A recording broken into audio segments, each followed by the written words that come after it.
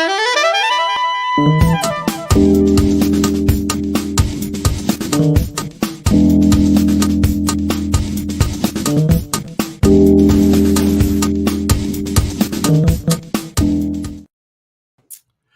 hello there, and welcome to the Ignite Press book launch livecast. I am excited today because I'm going to be bringing a wonderful author to you who has written a terrific book, and we are excited because today is launch day. Now, before I bring Ashley on, just want to let you know that we here at Ignite Press help bring books to life and really help you allow a book to ignite your business and brand. And if ever we can talk with you about that, just go to our website at ignitepress.us and you can schedule a book consultation.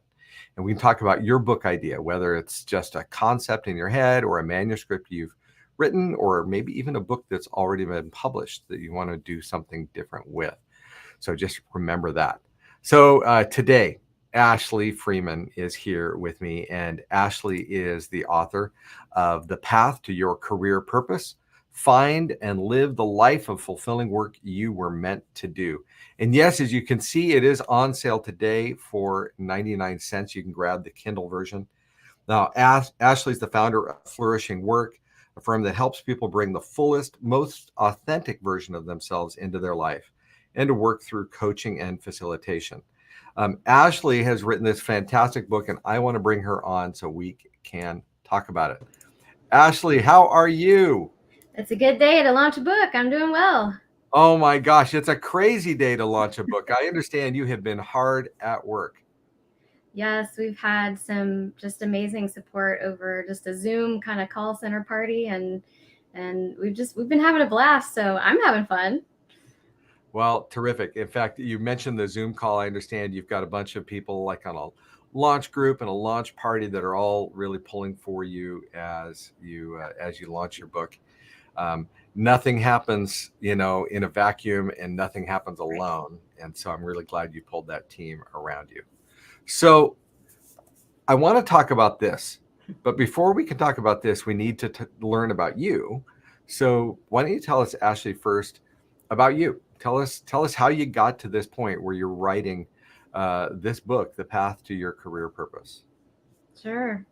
Well, you said what I do every day. I love what I do. I have the pleasure of coaching and leading workshops that help people just reveal the fullest, most authentic version of themselves into the world. That's my purpose, my life purpose. But over the last 10 or 11 years, I've been on a quest to figure out what my career purpose is and a way to sort of make a full-time living at it. And that's a long time, 10 or 11 years to answer that one question. So I wrote the book essentially to help expedite the process for other people.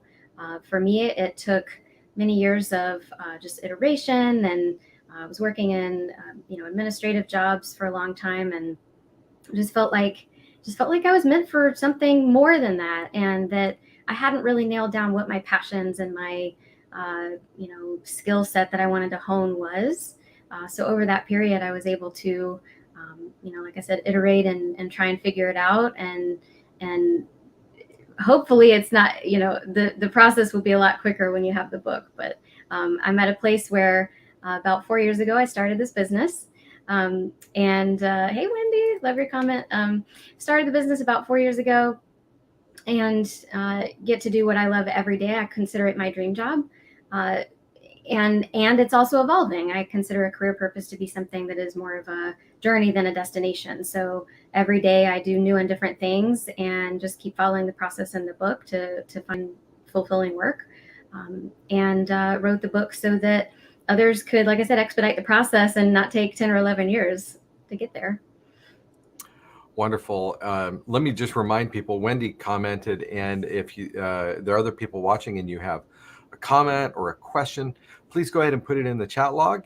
I will bring it to Ashley's attention so that she can answer that question while we're here live. So please do that. So you mentioned that you wrote this book to help shortcut the process for people, like expedite the process. When did that realization come? Like, not everybody goes, oh, I'm going to take my expertise and experience and I'm going to write a book about it. I mean, and like, when did you decide to do this, and what was the inspiration? That's a great question. It's been a while. I would say I think I always knew I wanted to write a book for, I don't know what always means, many years, but I wasn't really sure what I wanted to write a book about.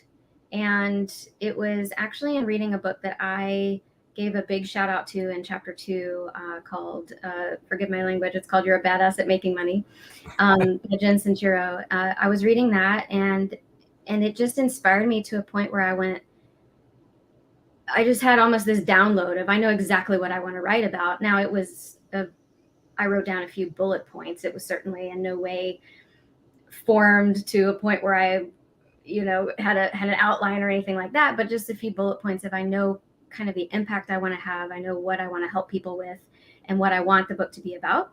And one of your other authors, Brandon Smith, I had seen in his book that he worked with a book coach. So I messaged him and said, please tell me who your book coach is. And I know you and Kathy, the book coach, worked together. And so that's how we ended up here. But, as soon as I knew what the topic was, I reached out to her because I've never written a book before. I had no idea what I was doing. And she was very helpful to kind of walk me through how to go about that process strategically and logistically. And that was it. It really just was waiting for the inspiration of, what do I want the book to be about? Well, and thanks for, calling out Kathy. So for viewers, who we're talking about is Kathy Fyock. She's an excellent book coach, and you can find her at kathyfyock.com. I'll go ahead and put her web address in the chat log. But Kathy is a phenomenal book coach, and we have had the opportunity to work with a number of her authors, because writing a book is hard, right? I mean, Ashley, it can be a real challenge. And to have someone to kind of hold your hand and walk you through that process is a big deal. And someone like Kathy can take what is a really arduous process and make it a really enjoyable one. And most importantly, productive, because most people who write a book have started that book 3 or 4 times, So anyhow, really good. I'm glad you brought her up. So Ashley, who did you write this book for? Like, I don't know. Some people develop an avatar, like they just get this one person in their mind and they try to picture that person and write to that one person. But who did you write this for? Who's the ideal person that picks this book up and is prepared to be changed? So for me, it's a little bit of a variety, but it all centers around people that feel like their work, either they don't enjoy it, or it's just they feel like there's more to it. It's not as fulfilling to them. They feel like they're meant for more. That's what we put kind of on the back cover to help people know that that book is for them, if that's how they feel. They feel like you just have this feeling that I'm good at what I do, but there's just something, there's a misalignment between work I'm doing every day that maybe I'm good at or I've done for a long time, and work that really excites me and fills my cup. And when I come home every day, I feel full and excited to do it again the next day. And, I think a lot of people feel like that's dreamy and that's just something for people in the movies, but I'm living proof. I love what I do. And there's a specific process for how I got here, and that's what I wanted to put in that book. So if I was thinking of, if someone came to me, I'm a coach, right? So I do coaching engagements. So if someone came to me and said, Ashley, I feel like there's more I could do in my work, or I don't feel a sense of purpose in my work, or maybe I just don't even really know what I enjoy. Can you help me figure that out? So the book takes you from that question. It's as if you purchased a coaching engagement with me and I bottled it up into a book. It takes you from that question to kind of, where even am I right now, to the postscript, which is, read this when you're in your dream job. It's the entire process. Okay, now on that topic, we do have a question here, and Chris Simmons says, I'm so grateful for your book, so many great tools. Can you talk about the feelings compass in regards to identifying one's dream job? Sure. It's the core. That's chapter 3. I called that the heart of the book, because, I think I don't want to say mistake, but the mismatch in logic of what people typically do in this process is they're looking for a feeling-based endpoint, right? So fulfillment is a feeling, but they're using a logical process to get there. So what have I done in the past? What are my skills? What does my resume say? or maybe I'm a manager now and I'm just going to move up to senior manager. So very, very logical process. But what they're looking for is fulfillment, which is a feeling. So I propose in the book that to get to a feeling-based endpoint, you should use a feeling-based process. And so that's where the feeling compass comes in. It's just an analogy I made to just show that as you're doing work. So let's say you're going about your day today, and you have many different activities that you'll do in lots of different places with lots of different people in lots of different ways using different skill sets. There's some that are going to be more exciting than others. And I feel like because we tend to be very logical decision makers, at least people I work with, and myself included, tend to dismiss some of those feelings of excitement about certain activities over others. Maybe you look forward to one, but another one you're kind of like, really, if I didn't have to do that another day, it would be a day too soon.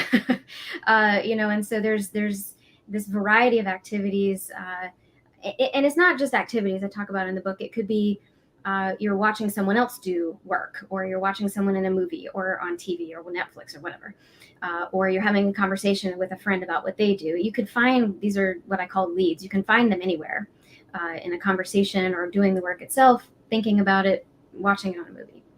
But it's in that moment when you feel that sense of, that sounds like fun, or I want to do that again, or I want to try that job. I wish I had that job. That sounds amazing. You mean you could get paid to do that? Those are the types of feelings that if you follow them like a compass, and the second analogy is it's a little bit like a metal detector. The beeping will start to get a little bit louder and a little bit louder. And if you keep following that compass, or looking for the treasure, whatever your analogy is you want to use, that is what is guiding you directly toward fulfillment. It's the most direct data point I've found in my own experience and with my clients to find that sense of fulfillment is following that feeling. Okay. So let me do this. I would be remiss if I didn't remind people that they can pick up the book today on Amazon. You can get the Kindle version for 99 cents, but pick up The Path to Your Career Purpose. The paperback is also available there. And I would also encourage you, if you know others who are trying to really determine their career purpose, or just are in that process of maybe reevaluating their, really what their career is and their plans, this would be a great book to get for them. I think they will absolutely thank you. All right, so I have another question for you. I think, so I'm an entrepreneur, and of course I'm working with entrepreneurs and speakers and coaches and consultants and things like that. And one of the things that I've noticed is that we as business people are really good sometimes at creating jobs or creating businesses that we really don't like. Like we're like, oh, I could do that. And we go, oh, that would make some money. There we go. And then we get there and we're like, wow, I should have really thought that one in advance. In fact, speaking is a great example. Like, a lot of people think, oh my gosh, I want to be a speaker. I want to travel all over the place. And then they realize that actually that traveling all over the place can get really tedious and hard on a home life, on a family life. Does that happen in the career world too, where we would just like, oh, we pursue a career that really is something we ultimately are not going to like. We just don't see it coming, or we just move impulsively. Does that happen as well? Of course. It's, you see people all the time around you, maybe you yourself, I'm certainly guilty of it. Just kind of following that next easiest step, right? I'm in this role and there's the next logical one up the prescribed career path, or, my background is in this, so I'm going to try that. Or, right, as entrepreneurs, it's always like, oh, that idea would make a good amount of revenue. Let me go after that one.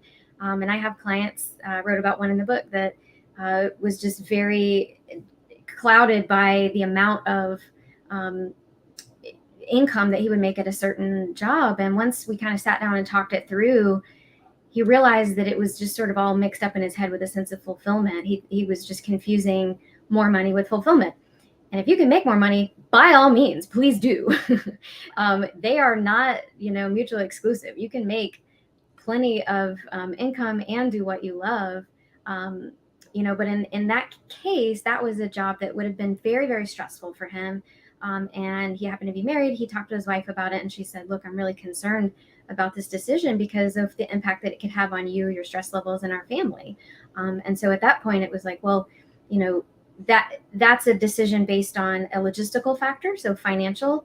And sometimes, I'm very clear in the book, sometimes we have to make decisions that way, to make ends meet in some circumstances. But that's not a long-term purpose strategy. So in that particular client's case, he's happily settled into a new role now that both pays the bills and is extremely fulfilling and not stressful. But it's just so easy, to your point, to see that next thing and go, oh, well, that's the interview I have, or that's the next step in my career, or that's what's going to make a lot of money. And we forget to pay attention to that inner compass that we were talking about a minute ago. I feel like most people that I know don't pay attention to it. And once they start to think about that, they go, oh, and including myself, right? I mean, I have some engagements that I enjoy more than others. And as also an entrepreneur, I can kind of carve my path a little bit, but they're the ones that are asking for the business. So to have that, to follow the feelings compass really requires some discipline to say, no, I'm going to turn down that particular opportunity because I feel this sense of excitement when I think about this other one. And so I'm going to go after that one, even if it takes a little bit more time, or I might make a little bit less. Some things are worth more.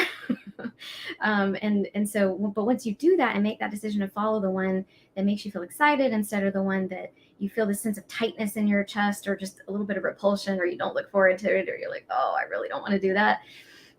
Even though it seems easier, that's when you find that sense of fulfillment. And it's a process that you have to continually make that decision over and over until the feelings become stronger. And even if you're like me in your dream job, you still have to make those decisions every day in a very disciplined manner. So absolutely, I think it applies to everyone I've ever known who's had a career. And by the way, to your point earlier about, someone maybe making a career transition, I think it's important to note that when I say career purpose, I mostly use that term because it's convenient to have one word. I can't write a long paragraph in the title about what I mean, but when I say career, what I mean is work. So it applies just as much to someone who's just starting out in their career and exploring internships as much as it does someone who's retired and finding fulfillment in volunteer work or taking care of the home, or other types of work. And people have read it in all ends of that spectrum and given feedback on it. So just want to call that out, that it's not just, someone 5 or 10 years in their career who's trying to figure out what direction they want to go. It's really that entire spectrum of anyone who's doing work, even if you're not getting paid for it. Taking care of the home is work. Taking care of kids is work. Absolutely. I'm really glad you brought that up, because career is such a loaded phrase. Mm-hmm. That it has a certain finality about it. Like, I am going to choose my career. Like, it's chosen once and I'm done. Instead of, like you said, it's also this applies to the job and the volunteering and the work at home, Mm-hmm. and all of those things. So okay, so then I had this thought. It was you made me think of my oldest son when you were talking about some people making a choice because of perceived financial benefit, Mm-hmm. and then later looking at the life, how that impacts the life. Mm-hmm. My son, when he was in elementary school, decided he wanted to be a doctor. Okay. And I am absolutely convinced that he decided he wanted to be a doctor because he had in his mind that doctors drove fancy cars, and he loved Mm-hmm. cars. And so that was his motivating factor, was fancy car and the money to buy it. But as he went through junior high and high school, surprisingly, he still wanted to be a doctor. Like, I thought that would fade. Like, I thought that would be, like every kid wants to be a fireman or a policeman. Right. It didn't fade. It stuck with him. And I thought, well, okay, it's probably still because of the fancy car thing. But later on, as he went through college, it shifted, and he realized, you know what? He really did want to do medicine, and it wasn't because of fancy cars.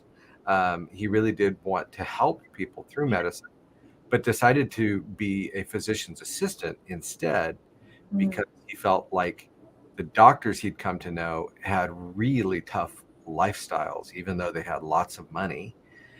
Whereas the PAs had a much more flexible lifestyle and a reasonable, income too. So we made that shift. So I appreciate your thoughts there.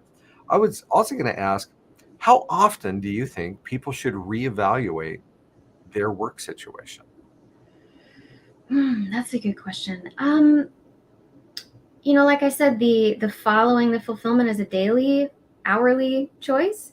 But as far as reevaluating everything you're doing, I think I'm not sure I can put a time frame on it. You have the New Year's resolutions, and something on a cadence like that would be helpful to think strategically about your career. But I think, again, it goes back to the feeling.